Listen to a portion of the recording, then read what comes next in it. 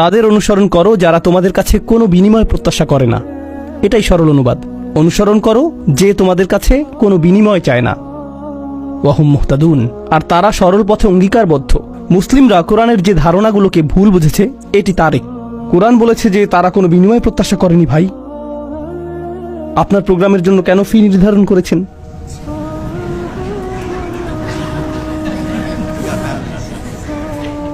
না না, এটা জানার বিষয়। কোরআন আরো বলছে ইয়াশতারুনা বিআয়াতিল্লাহি সামানান কলিলান, তারা আল্লাহর আয়াত বিক্রি করে সামান্য মূল্যের জন্য। নিজের জন্য আপনার লজ্জিত হওয়া উচিত। আল্লাহর আয়াত বিক্রি করা গোটা কোরআনের সবচেয়ে ভুল বোঝা ধারণাগুলোর একটি। বিষয়টা খুলে বলছি। রাসূল সাল্লাল্লাহু আলাইহি সাল্লাম মুসাব ইবনে উমাইরকে মদিনায় প্রেরণ করেছিলেন। জানেন আপনারা? মুসাব ইবনে উমাইর ছিলেন অত্যন্ত প্রতিভাবান তরুণ, যাকে মদিনায় প্রেরণ করা হয়েছিল কোরআন শিক্ষা দেওয়ার জন্য। তিনি ছিলেন অত্যন্ত ধনী পরিবারের সন্তান, কিন্তু তার পরিবার তাকে ত্যায্য করেছিল। এরপর তার পরিধানের বস্ত্রও ছিল না। বদরের যুদ্ধে তিনি শহীদ হলেন। কাফনের কাপড় দিয়ে যখন তার পা আবৃত করা হলো, মাথা উন্মুক্ত হয়ে গেল। আবার যখন মাথা আবৃত করার চেষ্টা করা হলো, পা উন্মুক্ত হয়ে গেল। রাসূল সাল্লাল্লাহু আলাইহি সাল্লাম তাকে মদিনায় প্রেরণ করলেন কি শিক্ষা দেওয়ার জন্য? কোরআন। সকালের নাস্তার জন্য তিনি কি খাবেন? সূরা বাকারা। দুপুরে কি খাবেন? রাতে কি খাবেন? রাসূল সাল্লাল্লাহু আলাইহি সাল্লাম তার জন্য বেতনের ব্যবস্থা করেছিলেন, যাতে তিনি তার কাজ করতে পারেন। কোরআন শিক্ষাদানের জন্য তাকে অর্থ প্রদান করা হয়েছিল। তারা আল্লাহর আয়াতকে বিক্রি করে, এই কথার অর্থ কি জানেন? এর মানে কি? এর মানে হলো আয়াতগুলোর নির্দিষ্ট অর্থ রয়েছে, কিন্তু মানুষ তা শুনতে চায় না। তো আপনি অর্থ পরিবর্তন করে দিলেন, আর মানুষ যা শুনতে চায় আপনি তাই বললেন, যার ফলে তারা আপনার প্রতি রাগান্বিত হবে না।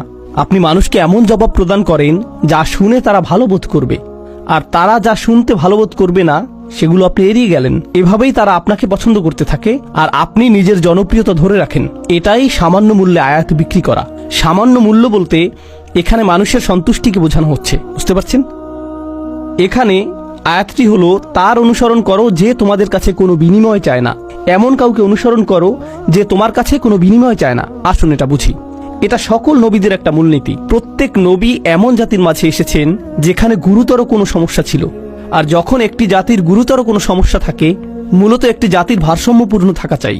কিন্তু যখন তারা কোনো অপরাধ সংঘটিত করে, তখন তারা ভারসাম্য হারাতে থাকে, আর ভারসাম্যহীনতা খারাপ হতেই থাকে, হতেই থাকে, হতেই থাকে। এটা এমন অবস্থায় পৌঁছে যখন গোটা জাতিটা ভেঙে ছিন্ন ভিন্ন হওয়ার উপক্রম হয়। আর রাসূলের কাজ হলো তাদেরকে সেই ভারসাম্যহীনতা থেকে টেনে তোলা এবং আবারও সঠিক অবস্থানে নিয়ে আসা। বুঝতে পারছেন? কিন্তু যখন একটি ভারসাম্যহীনতা জনপ্রিয় হয়ে যায়, সকলে এটা করতে থাকে, সকলেই এতে অভ্যস্ত হয়ে যায়, আর এটা উদযাপনের বিষয়ে পরিণত হয়, এটাই ফ্যাশনে পরিণত হয়, তখন এটার বিরুদ্ধে বলা কি সহজ? না। উদাহরণস্বরূপ এখনকার সময়ে সমকামিতার বিরুদ্ধে বলাটা বেশ কঠিন হয়ে গিয়েছে, তাই না? লূত আলাইহিস সালাম কি এমন সময়ে বসবাস করেছেন যখন এটা জনপ্রিয় ছিল? হ্যাঁ। তাকে কি এর বিরুদ্ধে কথা বলতে হয়েছিল? হ্যাঁ। তিনি কি এর জন্য বিরোধিতার সম্মুখীন হয়েছিলেন? হ্যাঁ। বিষয়টা কোরআনে আসার পেছনে কারণ রয়েছে। আপনি যদি এর বিরুদ্ধে বলেন, মানুষ আপনার দিকে তেড়ে আসবে। লূত আলাইহিস সালামের কথা কোরআনে এজন্যই এসেছে। যখন আপনি এমন বিষয় নিয়ে কথা বলেন যাতে গোটা সমাজ আচ্ছন্ন থাকে, তারা এই বিষয়টির প্রশংসা করে, আর আপনি এর বিরুদ্ধে কথা বলেন, তখন তারা আপনার দিকে তেড়ে আসবে। এখন যদি আপনি অর্থ উপার্জন অব্যাহত রাখতে চান, অথবা যদি আপনি সেই সমাজে বসবাস অব্যাহত রাখতে চান, আপনি যদি নিরাপদ অবস্থানে থাকতে চান, তখন আপনি কোন বিষয়গুলো এড়িয়ে যাবেন? সেই বিষয়গুলো যা নিয়ে তারা আচ্ছন্ন। আপনি অন্য কোনো বিষয় নিয়ে কথা বলবেন। লূত আলাইহিস সালাম শুধু পিতামাতার প্রতি সৎ ব্যবহার নিয়ে কথা বলতে পারতেন। তিনি শুধু কথা বলতে পারতেন প্রতিবেশীর সাথে উত্তম আচরণ নিয়ে। তিনি শুধু নামাজ নিয়ে কথা বলতে পারতেন। যৌন পাপের বিষয়গুলো তিনি এড়িয়ে যেতে পারতেন, কারণ এগুলো ছিল অতি বিতর্কিত, তাই না? তিনি যদি এটা করতেন তাহলে কি তিনি ঝামেলায় পড়তেন? না, কোনো ঝামেলা হতো না। আর প্রসঙ্গক্রমে তিনি কিন্তু এখনো ভালো কাজ নিয়েই কথা বলছেন। পিতামাতার প্রতি সদাচরণ একটি ভালো কাজ, নামাজ পড়া একটি ভালো কাজ, দানশীলতা একটি ভালো কাজ।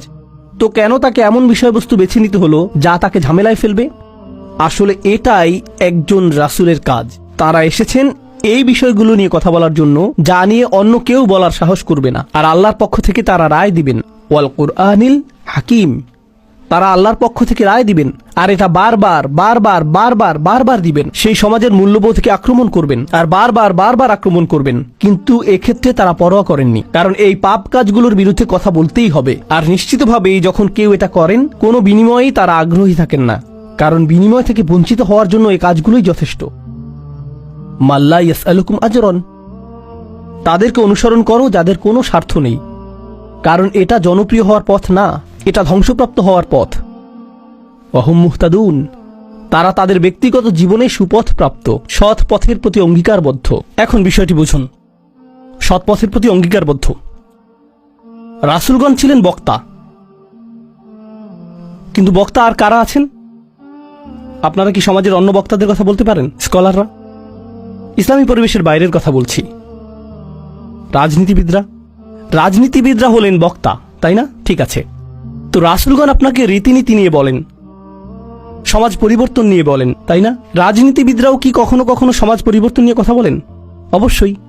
কিন্তু যখন রাজনীতিবিদরা সমাজ পরিবর্তনের কথা বলে, আমরা দেশের উন্নতি করতে চাই, আমরা জাতির উন্নতি করতে চাই, আমরা এটাকে শক্তিশালী করতে চাই, ইত্যাদি ইত্যাদি ইত্যাদি, তারপর আপনি যখন তাদের ব্যক্তিগত জীবন পর্যবেক্ষণ করেন, আপনি কি পান? আপনি পান দুর্নীতি। তো তাদের কথাগুলো অনেক উঁচু মানের, কিন্তু তাদের চরিত্র অনেক নিচু।